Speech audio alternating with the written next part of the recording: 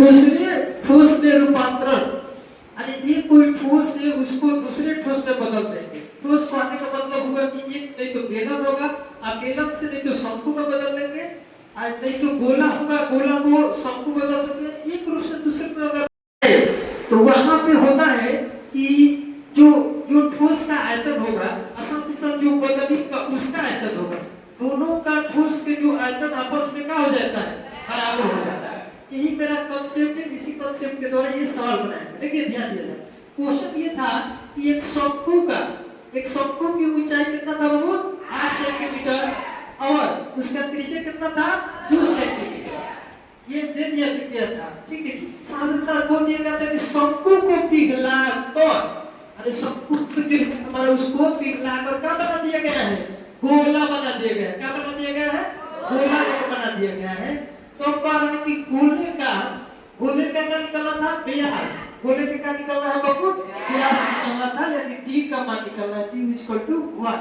चलिए इसको सॉल्यूशन करने के लिए देखिए ध्यान दिया जाए, इसको सॉल्यूशन करने के लिए पहले जो दिया हुआ मात्रा था उसको लिख लीजिए।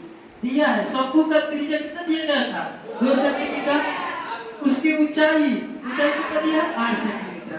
अब यहाँ पे देखो इसका त्रिज्या कितना दिया गया है गोला का, तो पहले त्रिज्या मान लिया, क्या मान लिया बाबू, माना कि गोले की त्रिज्या कितना, r कैपिटल R।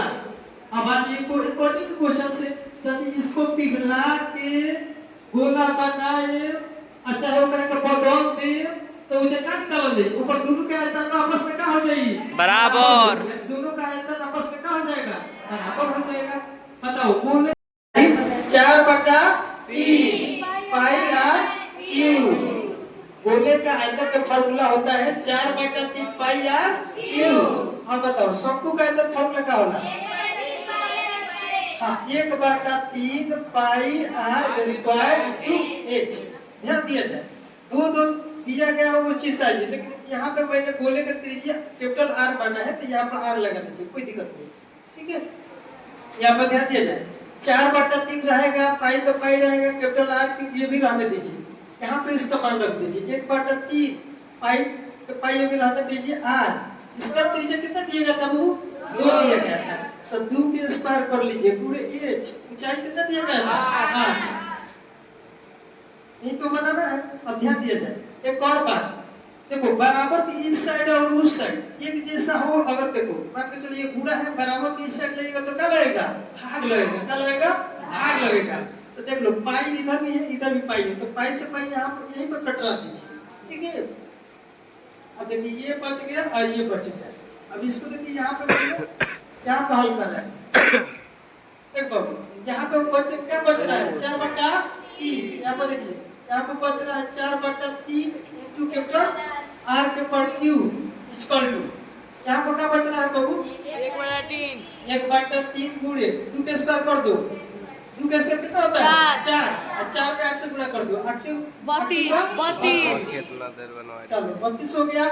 अब यहाँ पर ध्यान दिया जाए, अब एक और बात बता देते हैं आप लोग को, देखो यहाँ पे क्या छिपा है बाबू, गुना छिपा है, क्या छिपा है, गुना। तो सबको पता है अगर गुना रहता है इधर, अब बराबर को सेट लीजिए तो क्या लगेगा, समझिए r क्यूब बराबर डायरेक्ट लिख रहे हैं, इसमें गुणा कर लो, 32 नहीं कटेगा ये बाबू, नहीं कटेगा, तो 32 में 1 से गुणा करेगा तो 32/3 और फिर बटा, अब गुणा में है बराबर किधर लगेगा तो क्या लगेगा, भाग लगेगा, क्या लगेगा, भाग, 4/3 भाग लगेगा, ठीक है।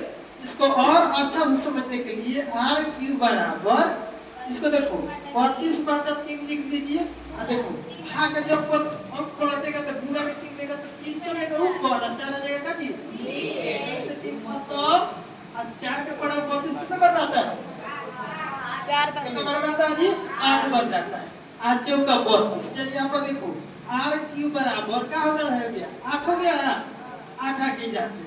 अब यहाँ पे एक बात समझने वाला बात है कि r की कलमा निकलना है, यहाँ पे r क्यूब बराबर 8 है, तो देखो यहाँ से समझिए, अगर खाली r निकलिएगा तो यहाँ पे क्या हो जाएगा बाबू, यहाँ पे ये होगा कि यहाँ पे ये किसका क्यू है ना, क्यू है, तो बराबर के देखो क्यू को उधर भेजिएगा तो यहाँ पर क्या हो जाएगा, घनमूल हो जाएगा, एक वर्गमूल होता है, घनमूल होता है, यहाँ पर घनमूल हो जाएगा, और इधर अंदर 8 हो जाएगा।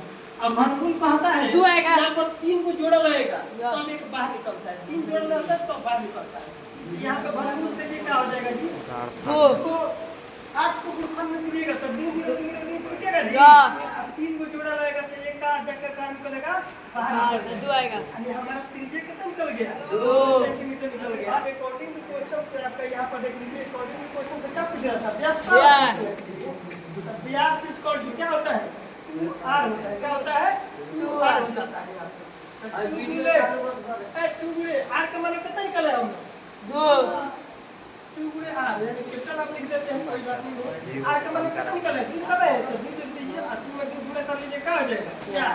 अब इस गोले का व्यास कितना हो जाएगा बाबू? बोलो 4 सेंटीमीटर हो जाएगा। कितना हो जाएगा? 4 सेंटीमीटर।